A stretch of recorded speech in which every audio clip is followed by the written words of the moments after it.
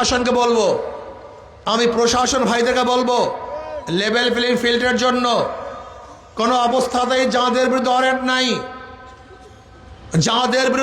নাই, যারা জামিনে আছে, এরকম কোনো আসামিকে, এরকম কোনো ব্যক্তিকে অবশ্যই আপনি অ্যারেস্ট করতে পারবেন না। যদি আপনি সাধারণ মানুষকে অ্যারেস্ট করেন আওয়ামী লীগের তকমা দিয়ে, তাহলে আমি বলবো আপনারা কোনো দলের এজেন্ডা বাস্তবায়নের জন্য আসছেন, লেভেল প্লেইং ফিল্ড সুস্থ নির্বাচন করার জন্য আপনারা আসেন নাই। আমি প্রশাসনকে বলবো, আগামী ক্ষমতায় যারা আসবে তারা কি করবে এটা তাদের ব্যাপার।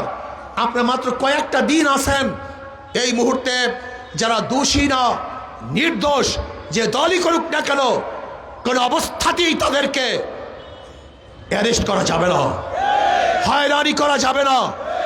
যদি কোনো অবস্থাতেই আপনি হয়রানি করেন, যাদের বিরুদ্ধে কেস নাই, ওয়ারেন্টের আসামি না, তাহলে আমি কিন্তু হাজার হাজার জনগণ নিয়ে থানা ঘেরাও করতে বাধ্য হব।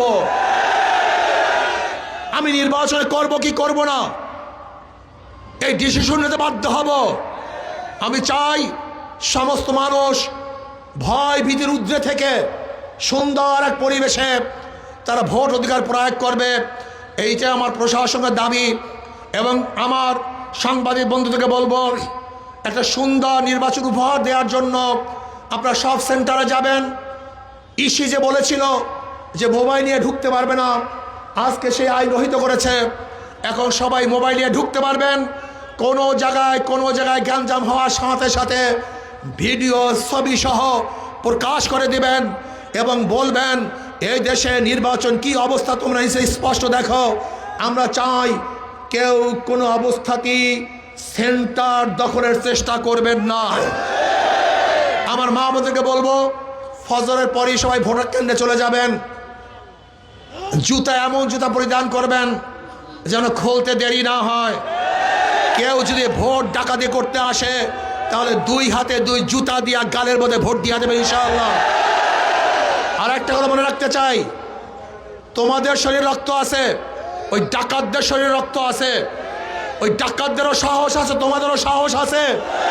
আমি মনে করি মোমের ইমানের সামনে ডাকাতদের ইমানের কোনো শক্তি নাই। যদি ওরা ভোট ডাকাতি করতে আসে, যে কোনো একজন দাঁড়িয়ে যাবে ইনশাআল্লাহ, যে কোনো একজন কেন্দ্রের মধ্যে সাহস করে দাঁড়িয়ে যাবে ইনশাআল্লাহ, যে কোনো একজন দাঁড়িয়ে যাবা। কি রাজি আসুন ইনশাআল্লাহ? কে কে রাজি আসুন? নারায়ে তাকবীর, নারায়ে তাকবীর।